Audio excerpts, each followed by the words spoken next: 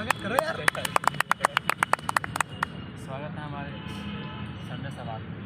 स्वागत है आप सभी का संडे संवाद इस कार्यक्रम में। जैसा कि हम लोग का टॉपिक था जनसंख्या, तो ईवन ने अभी ईवन जनसंख्या ने अपनी रिपोर्ट पेश की है, जिसमें बताया है कि पूरे विश्व की आबादी 8 अरब के करीब पहुंच चुकी है।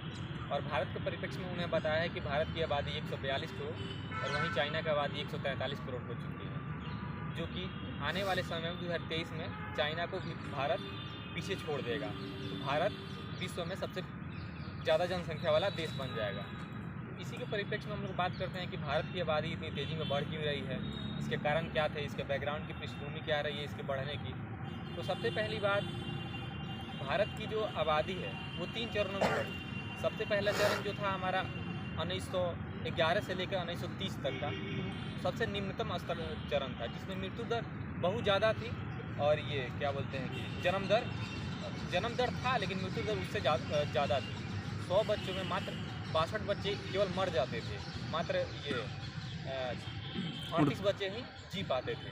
और दूसरा चरण जो हमारा आया वो 1932 से लेकर 1950 तक का, इसमें मृत्यु दर और जन्म दर दोनों 50-50% थे। तीसरा चरण जो आया वो सबसे भयावह, मतलब जनसंख्या विस्फोट का चरण माना जाता है, जिसमें ये था कि मृत्यु दर कम हो गई और जन्म दर बढ़ गई, जिसको जनसंख्या विस्फोट के चरण बोला जाता है, जो 1950 से लेकर 2011 तक चला। इसी का परिणाम है कि हमारा भारत देश में जनसंख्या बढ़ गई। अब देखते हैं कि ये जनसंख्या विस्फोट क्यों हुआ। तो सबसे पहले जब हमारा देश आज़ाद हुआ तो लोगों को एक लोकतांत्रिक राज्य में शरण लेने की वो व्यक्तिगत स्वतंत्रता मिली। व्यक्तिगत जब स्वतंत्रता मिली तो हमारा संविधान सबको जीवन जीने का अधिकार, उसके हेल्थ फैसिलिटी, उसके एजुकेशन फैसिलिटी का ये प्रावधान करता था, जिसके कारण लोगों को बच्चा पैदा करने या फिर उसको कौन संभालेगा, क्योंकि हमारे स्टेट के कॉन्स्टिट्यूशन ने ही उस प्रकार के प्रावधान कर दिए कि स्टेट ही खुद संभालेगा। तो लोगों के पास वो आत्मबल आ गया, जिसके कारण प्रजनन क्षमता में वो वृद्धि हुई। और देखा जाए तो हमारा जो भारत है, भारत की भौगोलिक दशा देखा जाए तो इक्वेटर पर बसा, मतलब इक्वेटर के आसपास बसा हुआ है। क्योंकि इक्वेटर गर्म जलवायु वाला प्रदेश होता है, तो गर्म जलवायु वाले जितने भी क्षेत्र होते हैं विश्व में अगर आप देखेंगे तो वहाँ पर महिलाओं को गर्भ रोधन की क्षमता अधिक होती है। जैसे आप अफ्रीका की बात कर लें, अफ्रीका में सबसे ज़्यादा ये जन्म दर है, प्रजनन दर है, क्योंकि गर्भ रोधक की क्षमता सबसे अधिक है, गर्भधारण की क्षमता सबसे अधिक है। उसमें भी भारत भी हमारा आता है। इसलिए भारत और चाइना और इक्वेटर पे जितने भी देश हैं उनको देखेंगे तो उनमें जनसंख्या बढ़ती चली आ गई। और जैसे जैसे समय हमारा बीतता चला गया 1950, इस तरह से टेक्नोलॉजी, स्वास्थ्य, शिक्षा में बढ़ोतरी होने लगी। तो जो जन्म होते थे, जो अकाल का संकट आता था, महामारी का संकट आता था, जिसमें गाँव के गाँव साफ हो जाते थे, वो सारी समस्याएँ कम होने लगी। तो 1950 के बाद जब ये सारी समस्याएँ कम होने लगी तो ओवरऑल पॉपुलेशन हमारा इंक्रीज करने लगा। तो ये कारण था।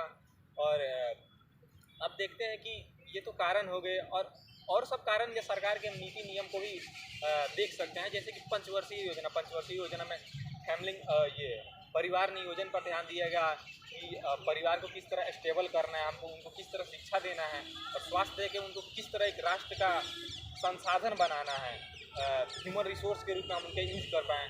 तो ये कारण था जिसके कारण पॉपुलेशन हमारा इंक्रीज करते गया, जिस वृद्धि की हम लोग बात करते हैं। अब देखते हैं कि ये पॉपुलेशन तो हमारा भारत देश में इंक्रीज हो गया, पर इसकी चुनौतियाँ भी हैं, मतलब पॉजिटिव इफेक्ट्स भी हैं, इसके नकारात्मक इफेक्ट्स भी हैं। पॉजिटिव इफेक्ट, नेगेटिव इफेक्ट में बात करें तो महात्मा बुद्ध का एक कथन है कि वीणा के तार को उतना ना खींचो कि वो टूट जाए, और इतना भी कम ना खींचो कि अवाज़ देना ही बंद कर दे। तो वहीं है, जनसंख्या अगर संसाधन की अपेक्षा समान रूप में चलती है तो वो अच्छी मानी जाती है। अगर संसाधन कम है और उसकी अपेक्षा जनसंख्या अगर ज़्यादा हो जाती है तो वो बहुत खराब स्थिति मानी जाती है। जैसे कि माल्थस ने सिद्धांत दिया था अपना, तो सिद्धांत में उन्होंने 3 बातें बोली।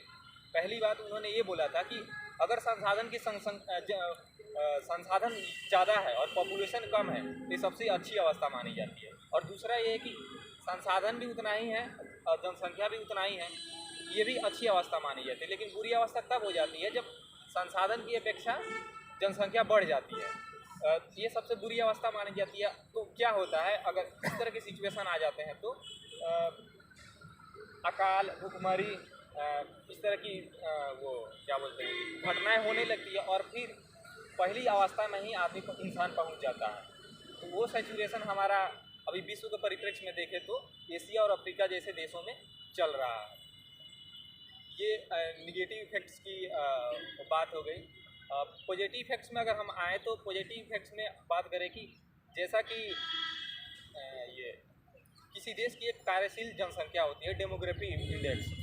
डेमोग्राफी इंडेक्स में वो लोग आते हैं जो 15 से 64 वर्ष के होते हैं, जो राष्ट्र को कुछ दे सकें, राष्ट्र में कुछ भागीदारी अपने प्रोडक्टिविटी कर सकें। तो जनसंख्या के चलते ही अगर चाइना की जीडीपी देखें, इकोनॉमिक ग्रोथ देखें, उनका जो समय था 1980 से लेकर 2015 तक का, वो जनसंख्या ग्रोथ का समय था। उन्होंने अपने जनसंख्या को ये क्या बोलते हैं कि सर्विस सेक्टर में लगाकर या फिर उनको उस तरह की प्रौद्योगिकी उपलब्ध कराकर अपना प्रोडक्शन इंक्रीज किया, जिससे कार्यशील जनसंख्या जो थी उनको ग्रोथ के रूप में ले गई। और जनसंख्या देखिए जितनी भी होगी उतने उतने नए नए विचार आएंगे, नए नए इनोवेशन आएंगे और नए नए तरीके से चीज़ों को हैंडल किया जाएगा। ये हो गई। तो और नकारात्मक पक्ष में अगर ये जनसंख्या की बात एक बात बोलना हम भूलेंगे कि अगर डेमोग्राफिक इंडेक्स बढ़ता है और उनको उसके अनुरूप काम नहीं मिलता है तो एक बहुत भयावह स्थिति हो जाती है। इसको इस प्रकार समझिए कि अगर 100 लोग हैं, 100 में 100 को काम मिल रहा है तो शांति से सब अपना काम करेंगे। 100 में अगर 50 को काम मिल रहा है तो शांति से काम नहीं करेंगे। तो भारत में अभी स्थिति वही है, क्योंकि भारत में संसाधनों की उपलब्धता कम है और भारत की जो मैनेजिंग सिस्टम है संसाधन की वो उतना अच्छे से नहीं हो पा रही है। तो इसका हम सीधा सीधा प्रभाव इंटरनल सिक्योरिटी पर देख सकते हैं। ये क्या बोलते हैं कि